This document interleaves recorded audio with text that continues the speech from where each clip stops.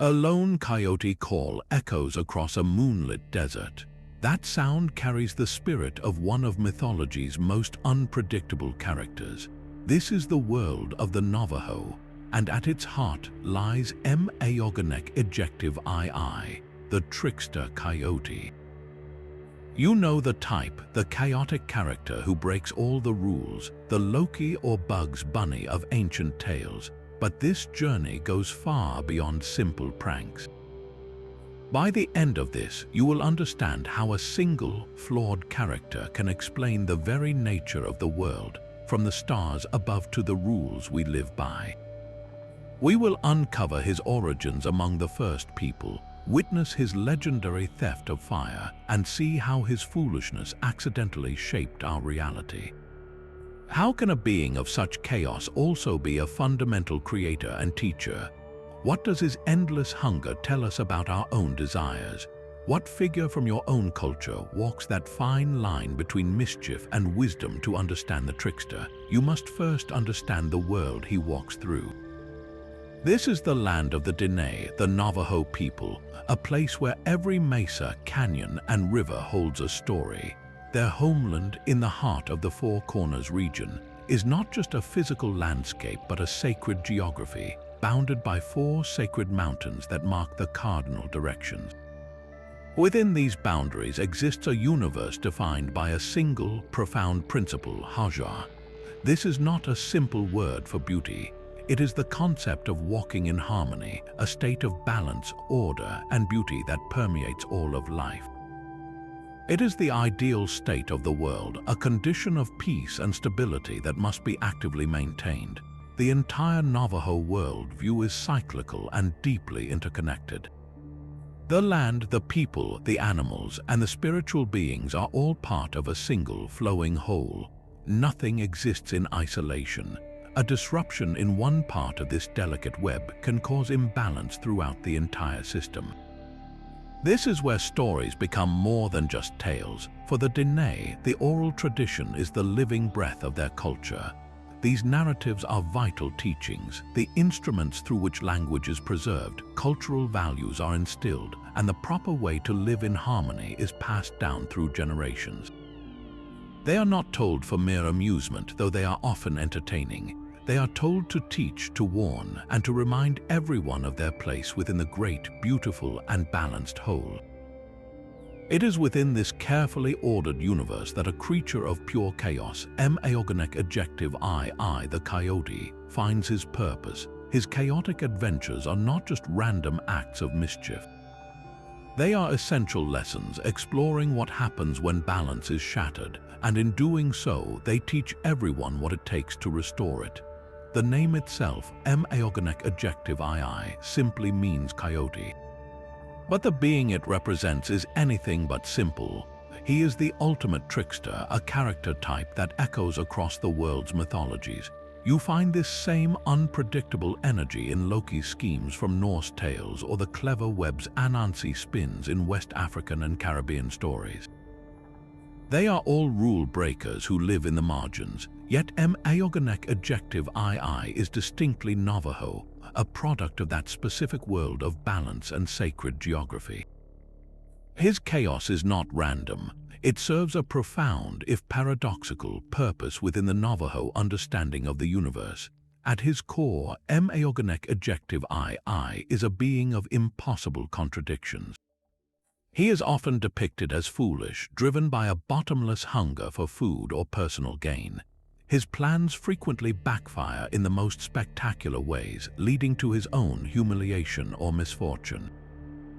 He represents our most basic, unchecked appetites, the part of us that acts without thinking of the consequences. Yet this very same character is also a fundamental agent in the creation and ordering of the world.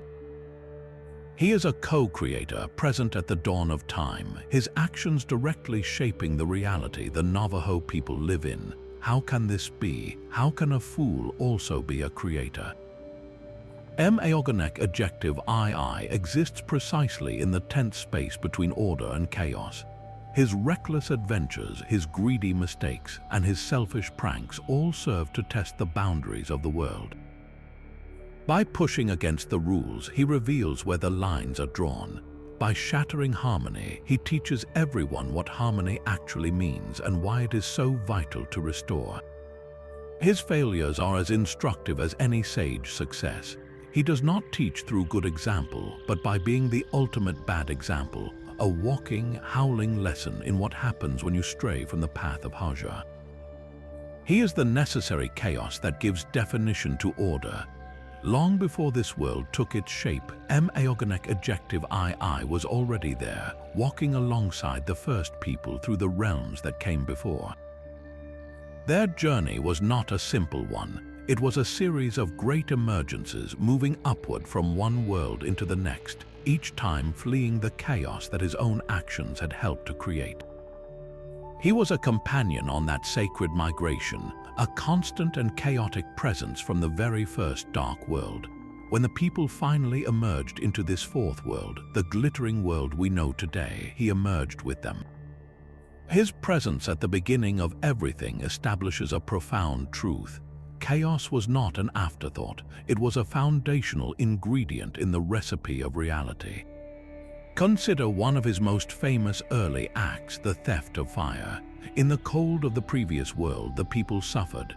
The holy people held the secret of fire, a gift they guarded closely. Mą'ii adjective II saw a problem he thought he could solve, driven as much by his own cleverness as by any genuine altruism. He devised a plan. He gathered all the animals, each with a role to play. He had the squirrels and the chipmunks, the swiftest and smallest among them, ready to snatch an ember. He created a grand distraction, a spectacle of noise and movement that pulled the attention of the holy people away from their precious fire for just a moment. In that instant, the ember was seized and a great relay began, a passing of the burning prize from one creature to another until it was safely delivered to the shivering people.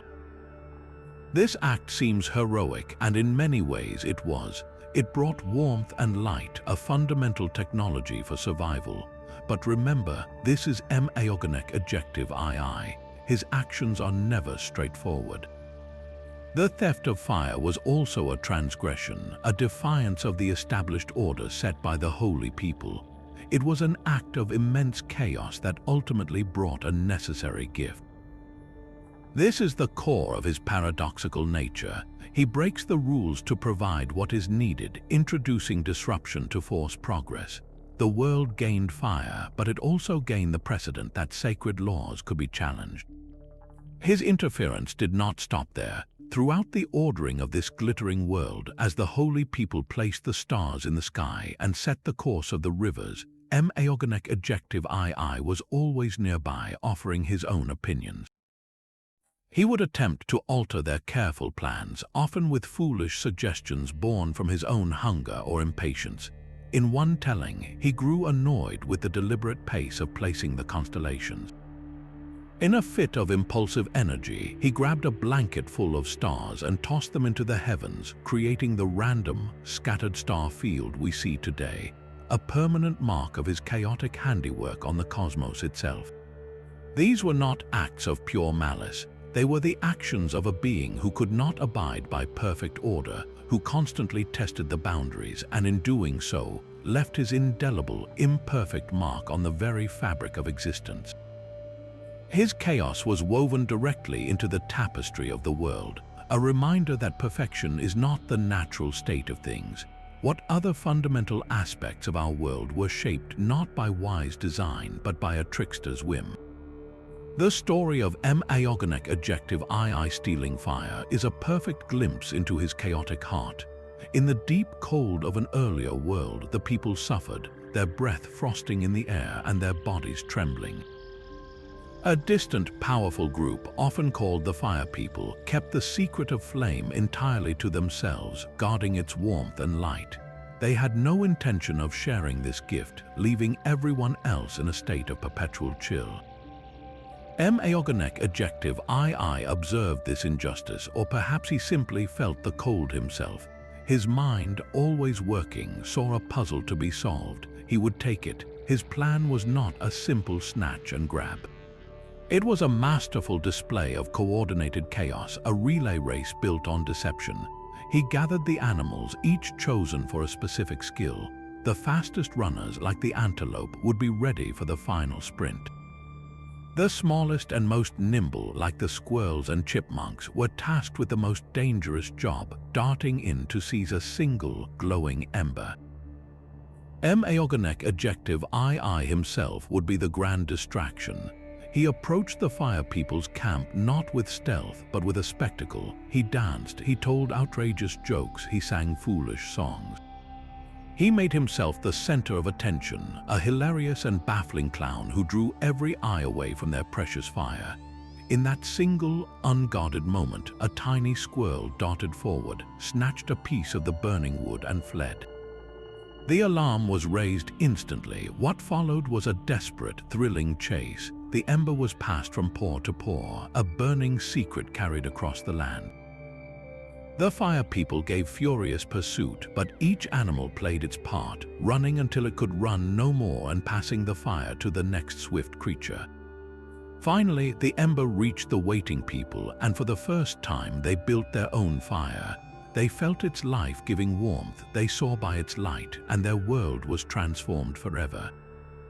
Mą'ii adjective IIS motives were likely a mix of self-interest and a genuine, if impulsive, desire to solve a problem.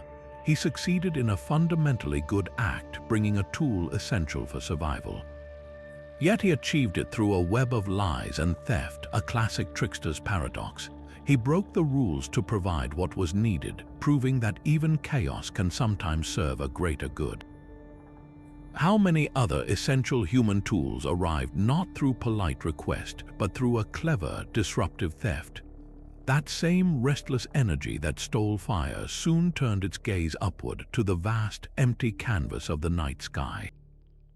The holy people were at work, carefully placing the first constellations into the darkness. They worked with purpose and precision, arranging the stars into meaningful patterns that told stories of heroes, animals, and sacred laws. Each new cluster was a lesson, a guide, a piece of a grand, orderly design.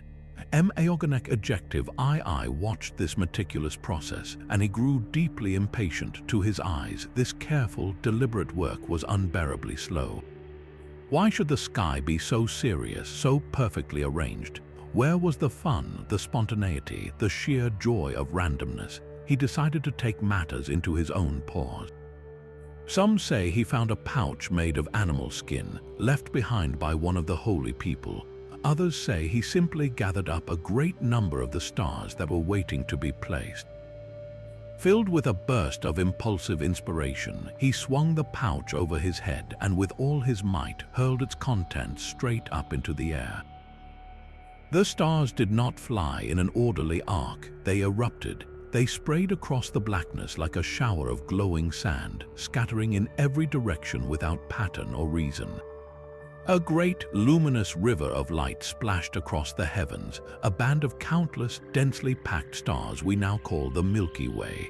Other stars landed in small, messy clumps or in lonely isolation, creating the chaotic star fields that fill the night. This is why Navajo constellations are often not the familiar pictures you might know. Their star patterns are smaller, more localized, and deeply tied to the earthly landscape, a direct result of Mą'ii adjective II's chaotic toss. His act was one of immense creative power, but it was power without discipline. He gave the sky its breathtaking beauty and its overwhelming scale, but he also robbed it of a perfect, legible order. The cosmos became a testament to his nature, a permanent record of what happens when raw impulse is allowed to shape reality. The sky is beautiful not because it is perfectly arranged, but because a trickster found the orderly process boring. What other beautiful imperfections in our world might be the signature of a divine mistake? But the chaos of a single coyote was nothing compared to the threats that soon emerged in this new world. Giants and monsters roamed the land, preying upon the people who had just settled there. From this darkness rose the hero twins, two beings destined to cleanse the earth. Their names were Monster Slayer and Child Born of Water. and they embarked on a great quest to confront these terrible beings, and who was there lurking at the edges of their epic journey. Mą'ii adjective II, of course, appointed as their guide, a role for which he was spectacularly and hilariously unsuited. His involvement with the twins was never about noble support. It was a masterclass in how not to be a hero. When the twins prepared to face the first of the monsters, a giant so vast his footsteps shook the earth, they sought Mą'ii adjective II's counsel. The coyote, full of false bravado, offered a plan. "Do not attack him head-on," he whispered. "You should sneak into his camp and steal his weapons first." It was a classic trickster's solution, relying on deception over direct confrontation. The twins, however, understood that some evils must be faced with courage, not cunning. They ignored his advice, stood their ground, and with the sacred weapons given to them by the sun-bearer, they defeated the giant in a tremendous battle. Mą'ii adjective II, who had been hiding behind a rock the entire time, then scurried out to claim a share of the glory. "Did you see how my clever plan distracted him?" he would boast, his words empty and his paws clean. In another episode, the twins learned of a terrible monster that lived in a deep lake, a being that sucked its victims into the watery depths. As they devised a way to draw it out, Mą'ii adjective II grew impatient. He declared he would handle the situation himself. Strutting to the water's edge, he began to shout insults and challenges at the monster. For a moment, nothing happened. Puffed with pride, Mą'ii adjective II turned to the twins to take a bow. That was when a colossal head erupted from the lake, jaws wide enough to swallow him whole. With a terrified yelp, the coyote turned and fled, his tail between his legs, leaving the real heroes to confront the danger he had foolishly provoked. His cowardice was not just a personal failing. It was a narrative device that shone a brilliant light on the twins' steadfast bravery. Every time Mą'ii adjective II fled, their courage stood taller. Every time he offered a selfish or deceitful plan, their virtue became more clear. He was the chaotic, bumbling shadow against which their heroic light could truly shine. He even tried to steal credit for their ultimate victory. After the final monster was slain and the world was made safe, the people celebrated the hero twins. Mą'ii adjective II, unable to bear being left out of the praise, went from camp to camp, telling anyone who would listen about his crucial and entirely invented role in the great victories. "I was the one who told them where to find the monster's weak spot," he would lie. "I was the one who created the diversion that allowed them to strike the final blow." The people, of course, knew the truth. They would listen to his tall tales and laugh, not just at his foolishness, but with the understanding that his very presence in the story served a purpose. His failures were as important as the twins' successes. Through his treachery, his cowardice, and his vanity, he taught everyone what true heroism was not. He was the living counter-example, the reminder that the path of Hózhŭ requires courage, honesty, and selflessness, qualities he possessed not at all. So why include such a flawed character in the most heroic saga of all? Because the world is not made up only of perfect heroes and absolute evils. It is filled with messy, complicated beings, and sometimes the most important lessons come from witnessing a spectacular failure. Mą'ii adjective II's greatest weakness was a hunger that could never be filled. This was not just a physical craving for food, but a bottomless appetite for more, a greed that clouded his judgment and repeatedly led him into disgrace. His stories of gluttony serve as some of the most memorable and humorous cautionary tales, each one a vivid demonstration of how selfishness ultimately turns back on itself. In one such story, Mą'ii adjective II came across a group of animals who had each gathered a wonderful meal. He had nothing. Rather than ask to share, his mind spun a deceitful plan. He lay down in a clearing and pretended to be dead. The curious animals, drawn by the sight, gathered around him. "Look," they whispered, "poor Mą'ii adjective II has passed on." What a tragedy! As they began to discuss preparing a funeral feast in his honor, he suddenly sprang to life, shouting, "That sounds wonderful. I will help you eat it." The animals, terrified by the dead coming back to life, fled in a panic, leaving their own food behind. Mą'ii adjective I gorged himself, believing he had won, but word of his trick spread. The next time he tried it, the animals were ready. They pretended to mourn, then quickly tied him up while he was still playing dead, teaching him a painful lesson about the consequences of deception. His greed for an easy meal nearly cost him his freedom. Another time he spotted a colony of prairie dogs. His mouth watered at the thought of such a plentiful feast. He could not simply catch one, he wanted them all. He devised a plan to use a large hoop, convincing the prairie dogs that if they jumped through it, they would become more handsome. One by one they leaped, and one by one he snatched them and stuffed them into his bag. He was so consumed by his success, so greedy to get every last one, that he failed to notice the last prairie dog was much larger and stronger than the rest. This final creature did not jump through the hoop. It charged straight through Mą'ii adjective II himself, knocking him over, tearing the bag and freeing all the captured animals. His gluttony cost him his entire catch, leaving him with nothing but a sore belly and a bruised ego. Perhaps the most telling story involves a communal feast. Mą'ii adjective II was invited to share a meal, a gesture of community and harmony, but he could not stand the idea of equal portions. He wanted the best and largest share for himself. So he pretended to have a sacred duty, announcing that the food must be blessed in a special way that only he, of course, could perform.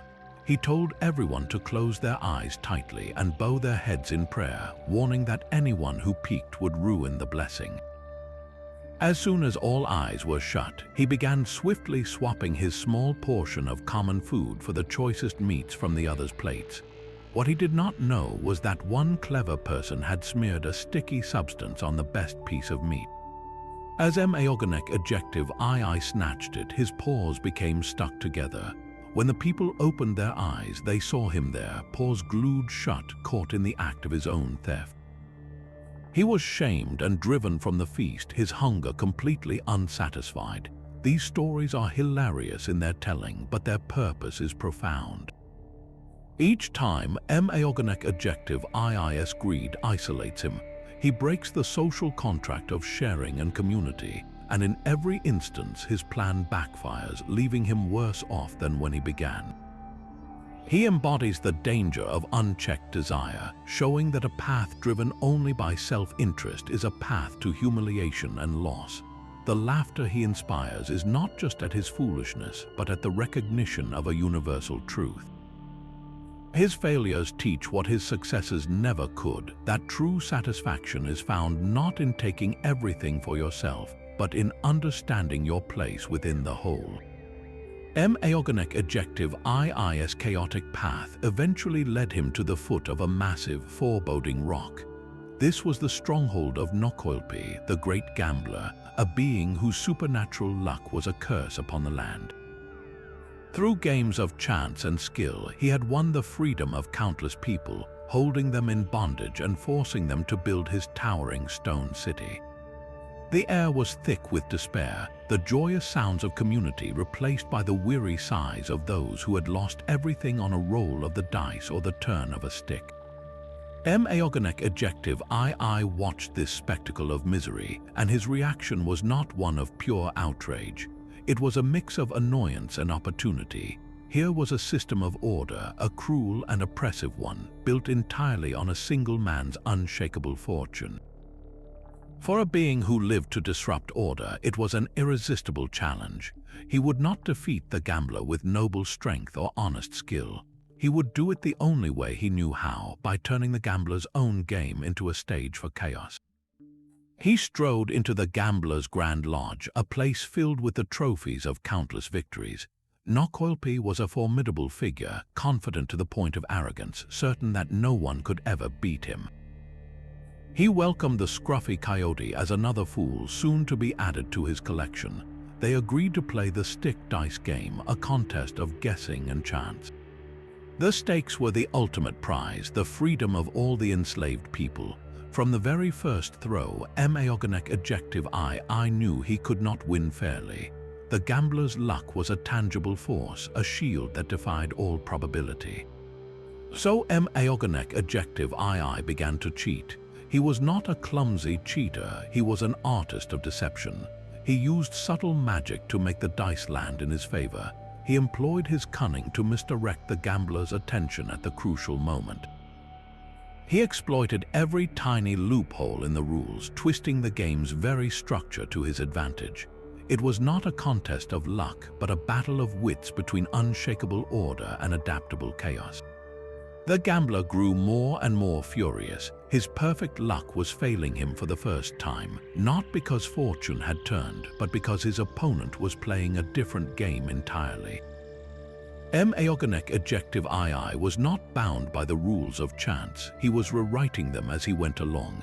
In the final, decisive round, with everything on the line, Mą'ii adjective I pulled off his masterstroke. He did not just guess where the marked stick was hidden. Through a combination of trickery and cunning observation, he ensured the gambler himself was tricked into revealing it. The great Nók'olpi had been defeated not by a greater power but by a cleverer one. The shackles of the people were broken. They streamed out of the stone city, their freedom restored by the most unlikely of saviors. Mą'ii adjective I stood amidst the celebration, likely already pocketing any loose valuables left behind, his motives as murky as ever. He had achieved a truly heroic outcome, yet he had done so through lies and deceit. Once again, he demonstrated that his chaotic nature could topple tyrants and restore balance, even if his methods would never be taught as a model of virtue.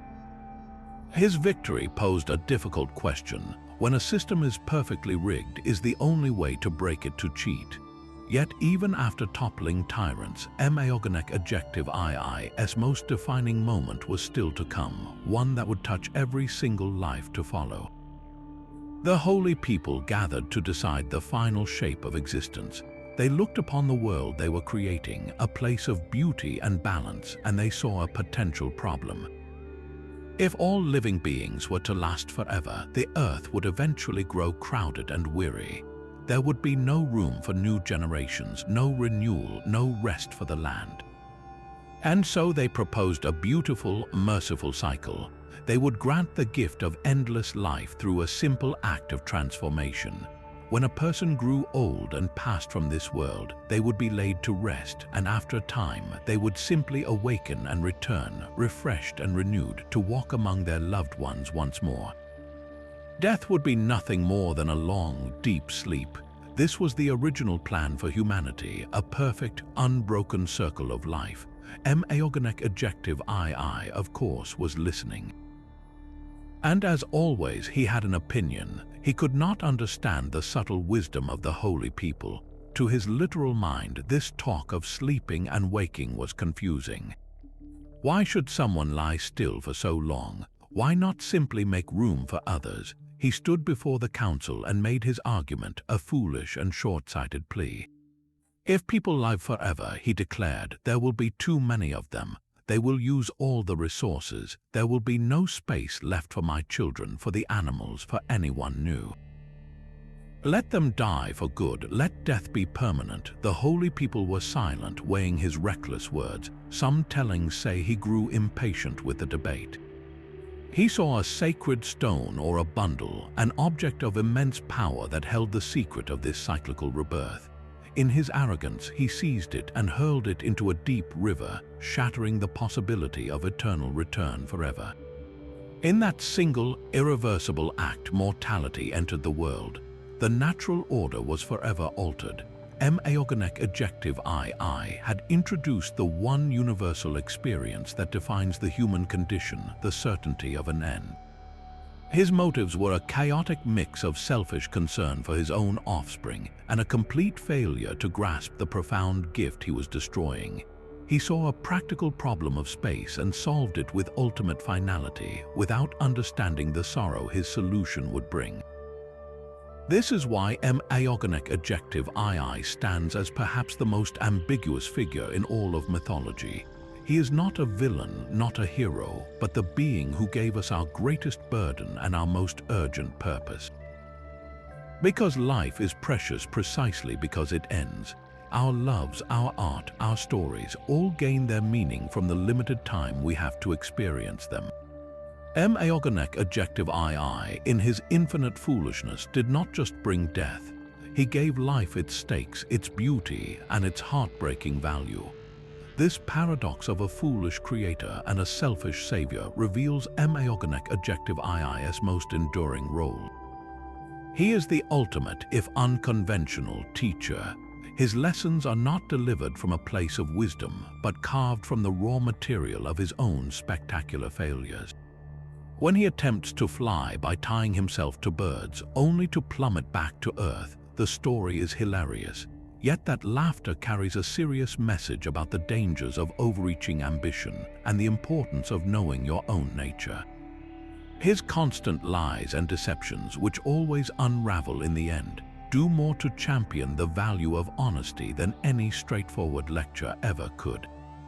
Each story is a carefully crafted object lesson, a narrative trap designed to catch a young mind and impart practical wisdom. For generations, Navajo elders have used these tales as their primary pedagogical tool. Around an evening fire, a child hears how Mą'ii adjective II's greed left him hungry and shamed at the feast. The child learns, without being directly told, about the importance of sharing and the social contract that holds the community together. They learn about consequences in the safest way possible by watching a mythological figure suffer them first. The stories translate abstract concepts like responsibility, humility, and respect into vivid, memorable dramas. Mą'ii adjective II's chaotic life becomes a map of what not to do, his every misstep a warning sign on the path toward Hózhŭ. He teaches by negative example, making the right path clear by constantly and hilariously demonstrating the wrong one. He is a mirror reflecting our own potential for foolishness, a timeless reminder that wisdom is often born not from success, but from understanding why we fail. This shape-shifting power made Mą'ii adjective II a creature of endless possibility. He could alter his very form, becoming any animal, object, or person that suited his immediate goal. In one story, he desired to marry a chief's daughter. Knowing his scruffy coyote form would never be accepted, he concentrated his will and transformed into a tall, handsome man dressed in fine clothes and glittering jewelry.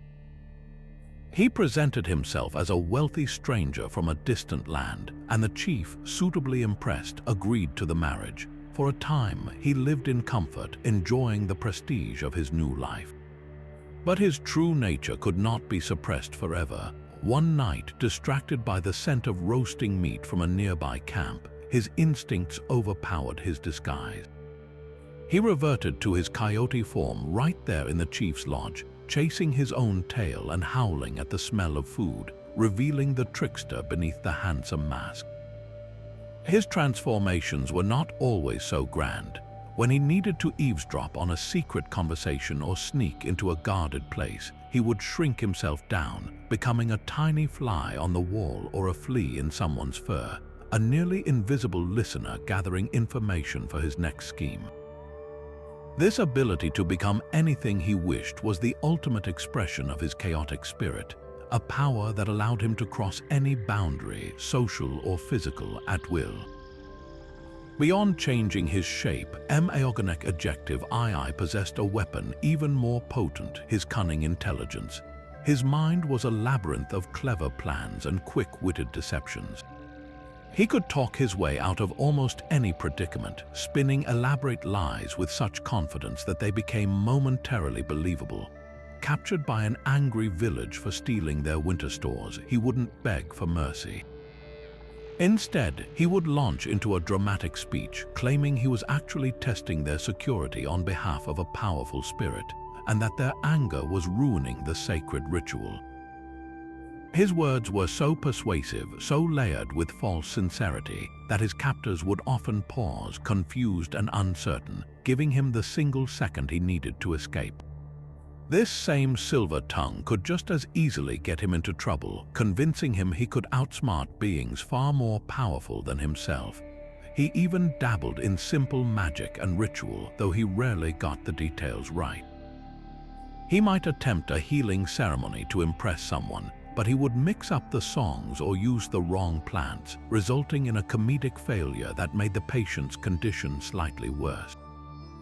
His attempts at power were always undercut by his own impatience and arrogance, a reminder that true knowledge requires more than just cleverness. It requires respect for the form and order of things. So why grant such immense power to a being so fundamentally flawed? Perhaps because it reflects a deep truth about the world itself. Power, in its raw form, is neutral. It is the wisdom, or lack thereof, with which it is wielded that truly defines its consequences. Mą'ii adjective iis transformations and cunning show us that the most dangerous force is not mere strength, but a brilliant mind without a moral compass to guide it. Even a master of disguise cannot hide a foolish heart. After his many chaotic adventures, Mą'ii adjective ii decided it was time to settle down, but his approach to marriage was as self-serving as his other schemes. He set his sights on a woman from a distant village, a place with its own deeply ingrained customs and ways of life. Knowing his true coyote form would never be accepted, he once again used his power of transformation, presenting himself as a handsome and capable suitor. The woman's family, seeing his fine appearance and hearing his smooth, confident talk, agreed to the union. They welcomed this stranger into their home, unaware that they had just invited a whirlwind of misunderstanding into their orderly world. The trouble began almost immediately with the simple, everyday tasks of providing for the household. The men of the village were skilled hunters, and they took Mą'ii adjective ii with them to hunt deer. They explained their method carefully. They would quietly track the herd, using specific calls to lure them closer before making a swift, precise kill. To Mą'ii adjective ii, this seemed like far too much work. He decided he knew a better way. As the hunters began their gentle calls, Mą'ii adjective ii burst from the bushes with a loud howl, charging directly at the terrified animals. The entire herd scattered in a panic, vanishing into the wilderness and leaving the hunters with nothing. He stood there, panting and proud, expecting praise for his direct action, completely blind to the frustration and anger of his new family. His failures in farming were even more catastrophic. The family showed him their cornfield, a vibrant green expanse that required careful tending. They gave him a sacred, carved wooden stick, a dibble used to make perfect holes for planting seeds. They demonstrated the gentle, deliberate motion. Mą'ii adjective ii watched for a moment, then scoffed at the slow pace. He declared he could do the work of 10 men in half the time. He ran wildly through the field, using the sacred stick like a club, beating the earth and scattering seeds everywhere, destroying neat rows and damaging young plants. He left a scene of utter devastation behind him, a field that looked as if a storm had torn through it, all while boasting about his incredible efficiency. The final, humiliating exposure came during a ceremonial feast. The family was preparing a special meal, and they asked Mą'ii adjective ii to help by watching the cooking pot. They gave him one simple, crucial instruction: do not lift the lid. The steam and heat are part of the process, they explained. For a while, he managed to obey, but the tantalizing aroma rising from the pot was too much for him to bear. His greed and curiosity overpowered him. He convinced himself that one little peek couldn't hurt. He lifted the lid just a crack, but the scent that rushed out was so overpowering that he lost all control. He tore the lid off completely and plunged his head into the pot, scalding his face and greedily devouring the entire meal meant for the whole family. When the people returned, they found him with a burnt, blistered snout, an empty pot, and his true coyote nature fully revealed for all to see. he was instantly cast out, his fine disguise meaningless after such a display of gluttony and incompetence. As he slunk away from the village, his face sore and his pride wounded, the story of the foolish bridegroom was cemented in legend. This tale does more than just provoke laughter at his expense. It serves as a timeless warning against the arrogance of assuming you know better than local wisdom. It teaches the vital importance of listening carefully and respecting the customs of others, especially when you are a guest. Mą'ii adjective iis failure was a failure of understanding, a refusal to learn before acting. His story asks us a poignant question.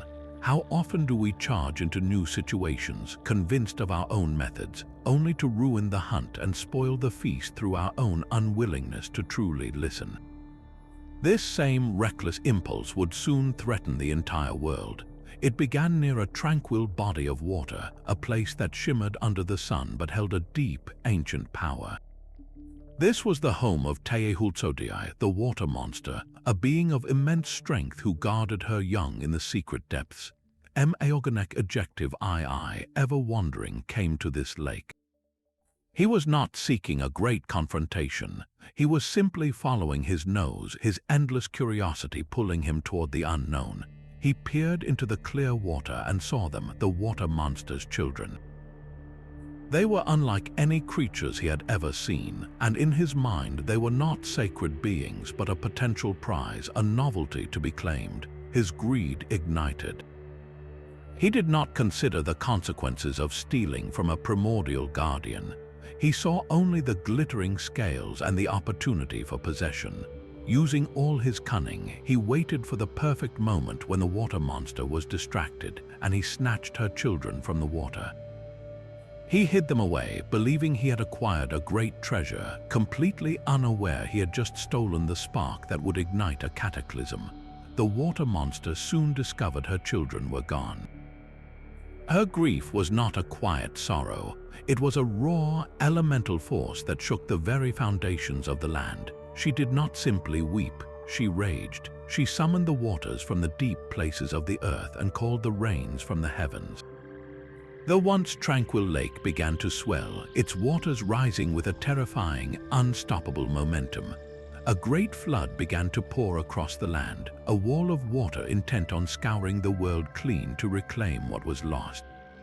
The people who had been living peacefully saw the waters coming. There was no time to gather all their belongings, only to run. This was not a simple storm. It was a divine punishment unleashed by a trickster's theft. They fled to the highest ground they could find, scrambling up sacred mountains as the relentless tide swallowed the world they knew below. This event was not just a disaster, it became a pivotal chapter in the Navajo emergence narrative, the very reason the people were forced to ascend, seeking refuge in a higher, drier world. The floodwaters carved new canyons and shaped the mesas, permanently etching the story of Mą'ii adjective iis folly into the geography of the Southwest. The land itself bears the scars of that ancient deluge, a direct result of one coyote's inability to leave well enough alone. In this story, Mą'ii adjective ii is not a clever hero or a foolish anti-hero. He is a direct agent of destruction. His actions, driven by a simple, selfish whim, nearly erased the entire world. It showcases the other side of his chaotic nature, where his interference doesn't just teach a lesson or topple a tyrant, but unleashes forces that threaten to undo creation itself. He reminds everyone that chaos is not always a constructive force. Sometimes it is a flood. Mą'ii adjective iis disrespect for boundaries did not stop at social blunders or grand theft. His chaotic nature inevitably led him to the most dangerous ground of all, the sacred rituals and protocols that held his world together.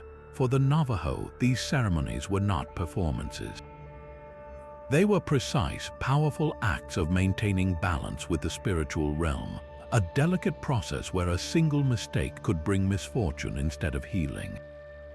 Mą'ii adjective ii viewed these solemn practices with a combination of ignorance and arrogant curiosity. seeing only strange rules to be broken rather than profound wisdom to be honored. In one stark tale, he came upon a group of people preparing for a sacred hunt. This was not a simple search for food, but a ritual governed by strict prayers, purifications, and a deep respect for the animal's spirit. The hunters had spent days in preparation, singing the proper songs and making the proper offerings to ensure the deer would give itself willingly and its spirit would be reborn. Mą'ii adjective I watched their careful, deliberate movements and grew impatient. He scoffed at their reverence. Why waste time with all this singing and praying, he thought.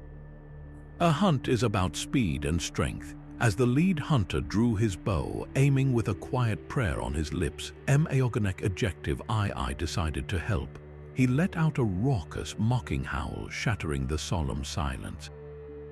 The deer, startled, bolted, but it did not just run away. In the disruption of the sacred moment, the animal's spirit became angered. The hunt failed completely, and a curse of bad luck fell upon the hunters, ensuring they would return empty-handed for many seasons to come. Mą'ii adjective I, thinking he had simply offered a better strategy, wandered off completely unaware of the spiritual harm he had caused. His most infamous transgression, however, involved a healing ceremony. He heard that a powerful singer, a medicine person, was coming to a nearby Hózhŭ to perform a night chant for a very sick child. Drawn by the promise of spectacle and perhaps a free meal, Mą'ii adjective I invited himself in. The singer began the intricate ritual, sprinkling sacred pollen, chanting the ancient, complex songs in a specific order, and creating a sand painting of breathtaking precision. Each symbol, each color of sand, was a key to channeling healing power from the holy people. Mą'ii adjective I, bored by the slow, repetitive songs, decided the ceremony needed some improvement. He began to sing along, but he garbled the words, turning sacred phrases into nonsense. He then approached the sand painting, a temporary altar of immense spiritual power, and tried to correct a line he thought was crooked. The moment his paw disturbed the holy image, the power within it shattered.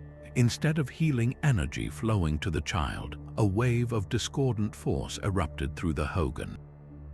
The child's condition worsened instantly. The people, horrified by this sacrilege, drove Mą'ii adjective I out with shouts and curses.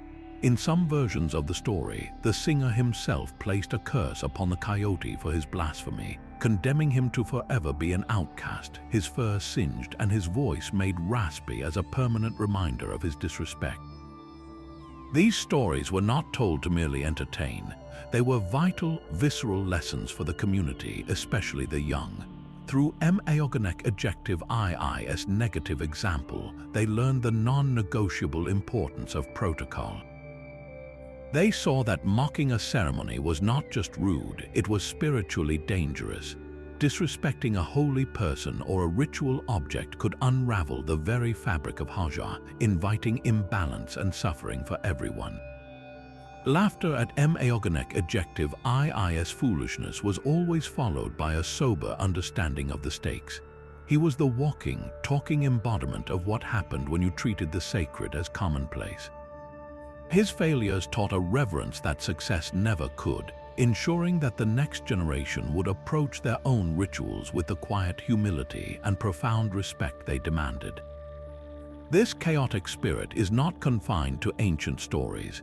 He holds a tangible, complex presence within the sacred ceremonies that define Navajo spiritual life today. In the powerful Enemy Way ritual, a ceremony designed to cleanse a person of the harmful influences of ghosts or foreign enemies, Mą'ii adjective II is explicitly invoked. His very nature is called upon as a spiritual tool. The ritual singers pray for his chaotic, unpredictable energy to be unleashed upon the malevolent forces. The logic is brilliantly strategic. How do you fight a cunning, evil spirit? You send something even more chaotic and unpredictable to confuse it, to turn its own malice into disarray.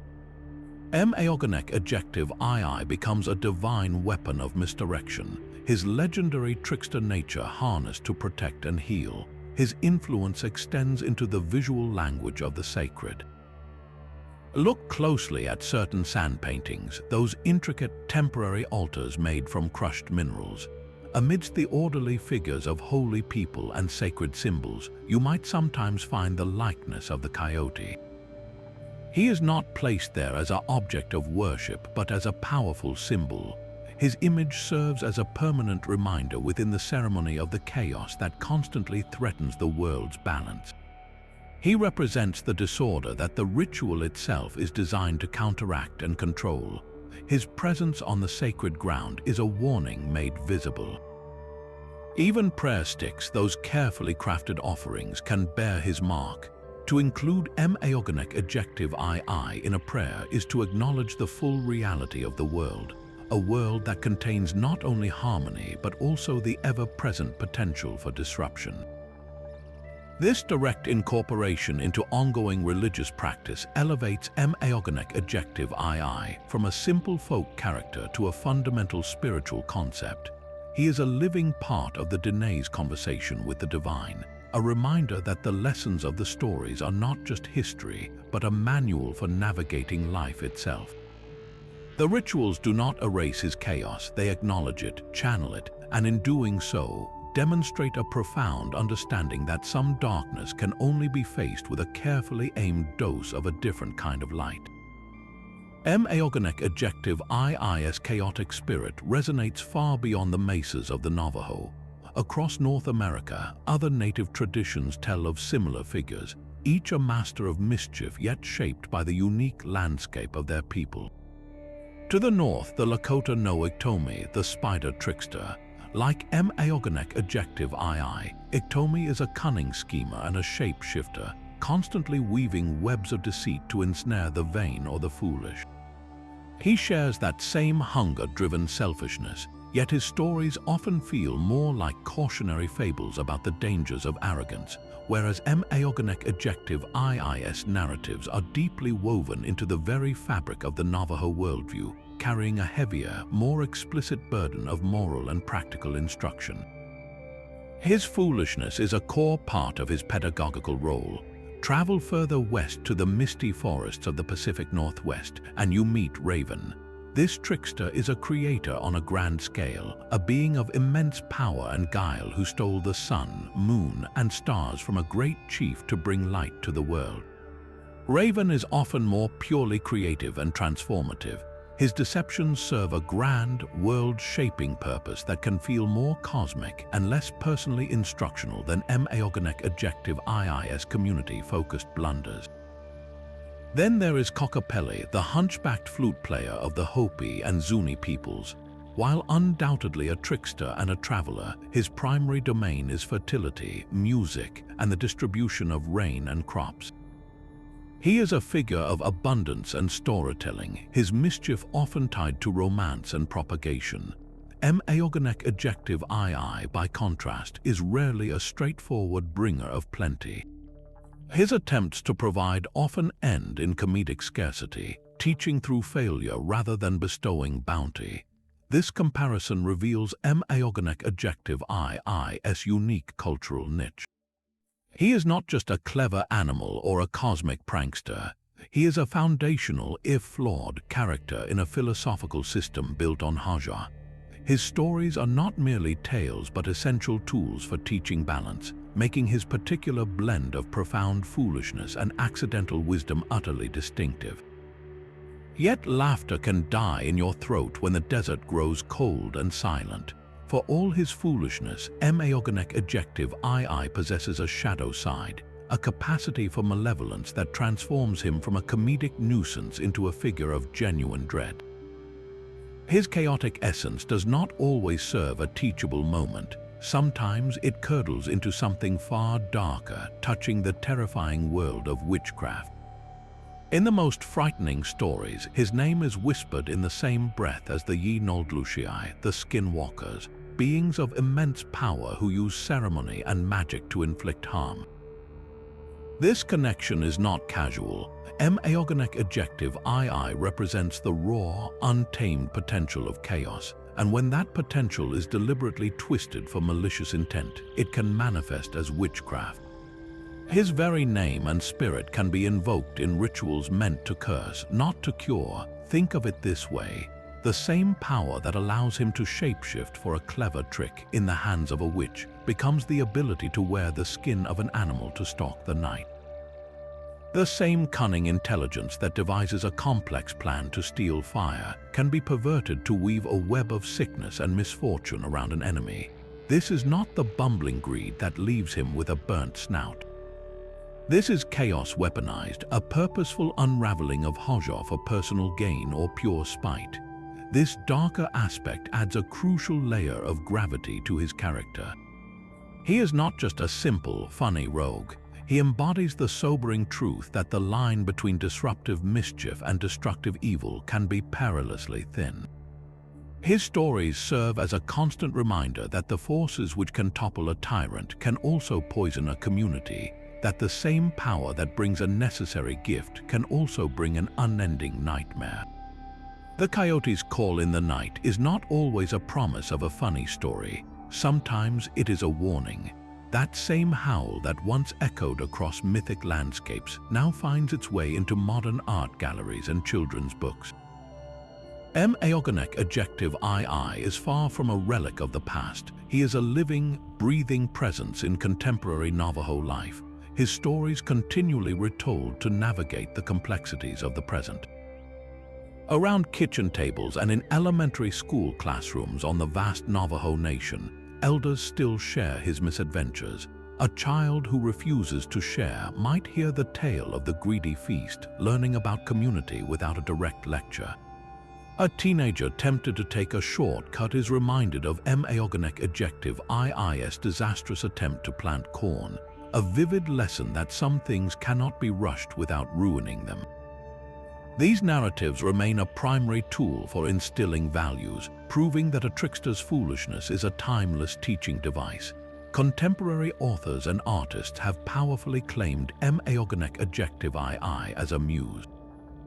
Writers like Irvin Morris and artists like Hózhŭ weave his essence into their work, using his chaotic image to explore themes of cultural identity, adaptation, and survival in a rapidly changing world.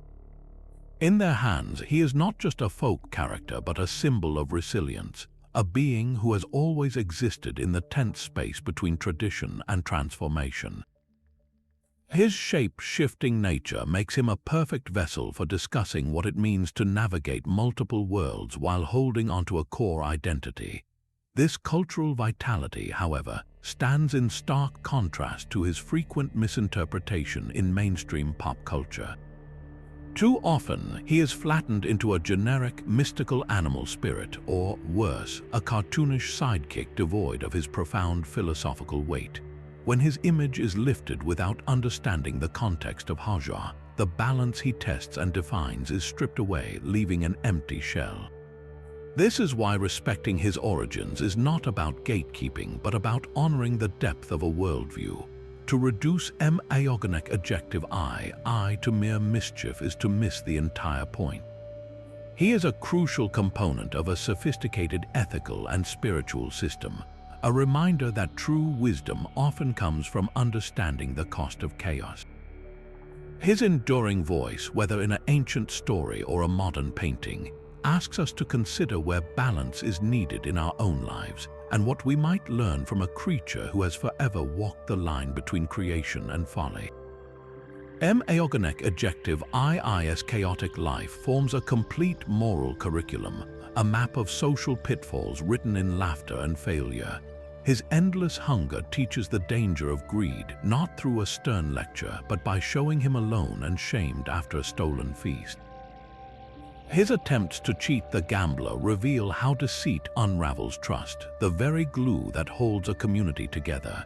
His disastrous marriage demonstrates the profound disrespect of ignoring local customs and wisdom. Every story circles back to a single, vital principle: the individual's responsibility to the collective. Where Mą'ii adjective II sees only his own immediate want, the stories champion the needs of the family, the clan, and the people as a whole. His isolation at the end of his misadventures is not just a punishment, it is the natural consequence of a life lived for oneself. He is the walking, howling argument for why humility is a strength and why considering others is not a weakness but a necessity for survival. His greatest follies often involve a violation of the natural world, whether disturbing a sacred hunt or enraging the water monster. In a culture where every rock and river is part of a living, interconnected whole, his actions scream a warning. Taking without permission, acting without respect, disrupts the balance of Hózhŭ and brings suffering to everyone. He is the embodiment of what happens when you see the world as a resource to be exploited rather than a relative to be honored. So what does it mean to be a good person in this worldview? The answer is found by observing everything Mą'ii adjective I is not. He is not patient, he is not humble. He does not share, he does not listen, he does not respect boundaries, either social or spiritual. By constantly failing in these areas, he defines the positive virtues by their stark absence. His stories do not just entertain children, they sculpt adults who understand that their personal desires are secondary to the health of their community and the harmony of the world around them. He is the ultimate negative example, proving that a life of balance is not about perfection, but about consciously choosing a path away from the chaos he so vividly represents. Every word Mą'ii adjective I speaks is a potential trap. The stories of this trickster are not just moral lessons, they are intricate exercises in linguistic artistry, where the very sounds and structures of the Navajo language become his favorite tools for mischief. Within the rhythmic flow of these oral narratives, Mą'ii adjective I wields words with a deceptive skill, using puns and double meanings to twist situations to his advantage. He might approach a group with a carefully crafted compliment that sounds generous but contains a hidden, self-serving clause that only becomes clear later. His witty dialogue is a web designed to confuse his listeners just long enough for him to snatch what he wants and slip away. This verbal cunning makes him a master manipulator, proving that in his world, the most dangerous weapon is often a cleverly turned phrase. Yet this sophisticated wordplay presents a profound challenge. The unique humor and layered meanings are deeply rooted in the specific sounds and grammar of the Navajo language. When these stories are translated into English, a crucial dimension often vanishes. A pun that hinges on the subtle difference between two Navajo verbs becomes a simple, straightforward statement, losing the clever twist that made the original moment so memorable and insightful. The linguistic genius of Mą'ii adjective I is a primary reason these tales have been such a powerful force for preserving the Navajo language for generations. To understand the joke, to catch the deception, you must understand the words in their original form. The stories become a fun, engaging, and absolutely essential classroom, ensuring that the language itself lives and breathes through each retelling. Beyond the trickster's own lies, the narratives are shaped by the classic patterns of Navajo oral tradition. They are built on repetition, not as a flaw, but as a musical and mnemonic device. Key phrases are echoed, creating a rhythm that pulls the listener deeper into the story, making the details easier to remember and recite. This structure turns each telling into a performance, a shared experience between the storyteller and the audience that reinforces cultural knowledge through a familiar, comforting cadence. When you hear a Mą'ii adjective I story told in its original language, you are not just listening to a simple fable. You are witnessing a literary masterpiece, a complex interplay of sound, meaning, and cultural wisdom where every syllable matters. That same howling spirit finds its paws planted firmly in the dusty soil of the American Southwest. The mythological Mą'ii adjective I is not a creature of pure imagination, but a direct reflection of a very real animal observed for countless generations. The coyote, Canis latrans, is a master of survival, and its everyday behavior provided the Diné with the perfect blueprint for their trickster. Watch a real coyote for even a short time, and you will see the character of Mą'ii adjective II come to life before your eyes.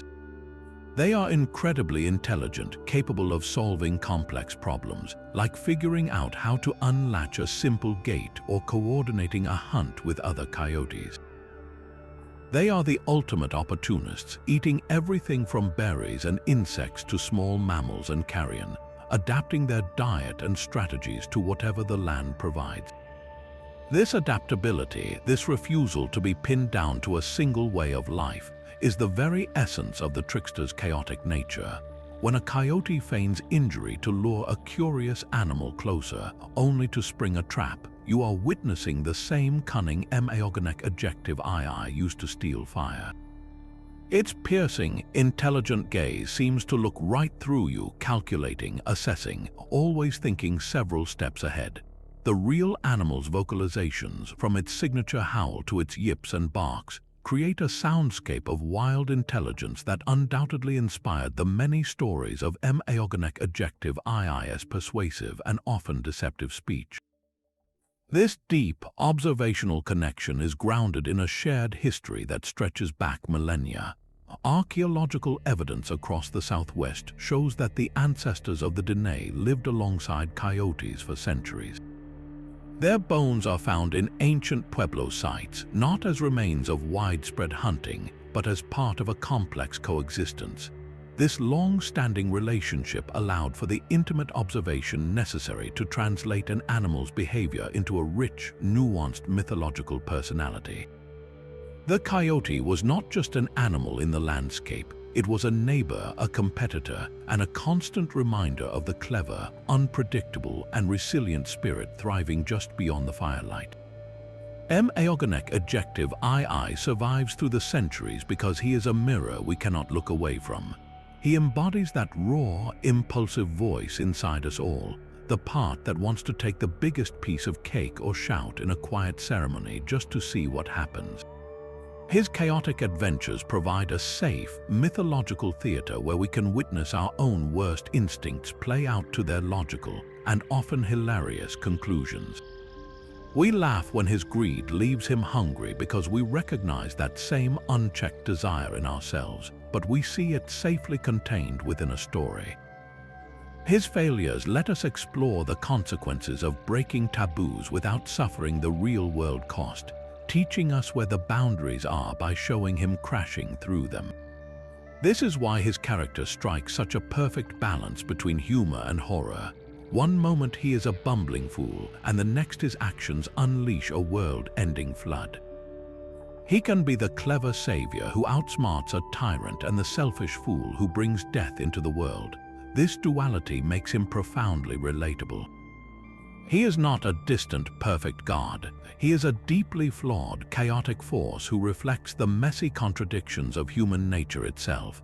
We are all capable of both creation and destruction, of wisdom and foolishness. Mą'ii adjective II's enduring appeal lies in this timeless truth, ensuring his lessons on balance, responsibility, and consequence remain forever relevant. This complex character often gets flattened by outside interpretations. One of the most common mistakes is to cast Mą'ii adjective II as a kind of devil, a purely evil figure dedicated to causing harm.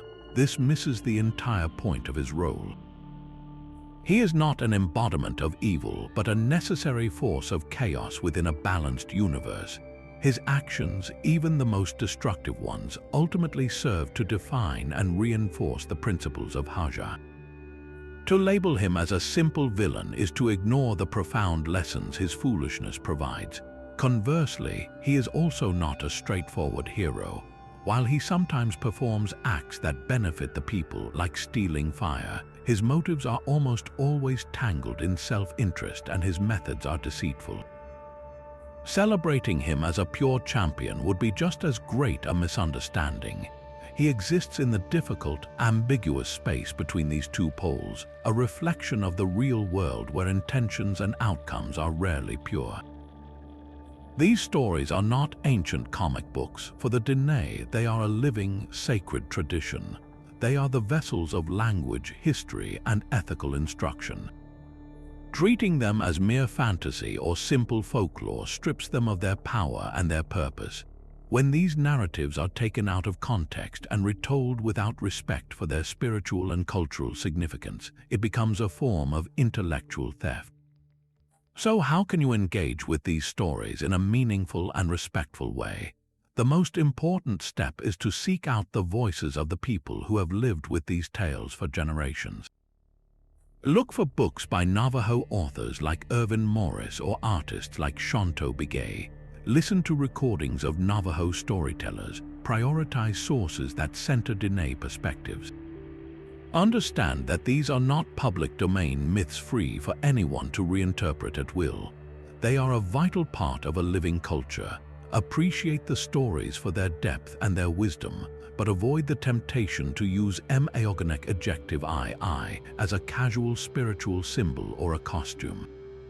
True respect means honoring the context from which he springs, recognizing that his howl carries the weight of an entire world view, one that continues to teach balance in an unbalanced world. Mą'ii adjective I is all of these things at once, a being of impossible contradiction. He is the trickster whose cunning can steal fire from the gods, and the foolish creator whose impulsive toss of the stars left a permanent mark of chaos on the cosmos. He is the teacher whose clearest lessons come from his own spectacular failures, and the cautionary figure whose unchecked hunger and disrespect for sacred boundaries show us the steep cost of imbalance. This profound complexity is not a flaw in the storytelling. It is the entire point. Mą'ii adjective II reflects the intricate, often contradictory, nature of life itself, a world where creation and destruction, wisdom and folly are forever intertwined. These ancient narratives are far more than simple tales. They are a timeless framework for understanding our own place in a chaotic world, offering guidance on how to walk in beauty even when surrounded by forces of disorder. The next time you hear a coyote's call echo in the distance, remember the enduring spirit of Mą'ii adjective II, and consider what these ancient voices might still have to teach us. We would love to hear from you. Who is the trickster figure from your own culture that captures this same spirit of chaos and wisdom? Share their stories in the comments below. If you enjoyed this journey into the heart of Navajo mythology, subscribe for more deep dives into the rich tapestry of world beliefs, where every story is a key to understanding the human experience.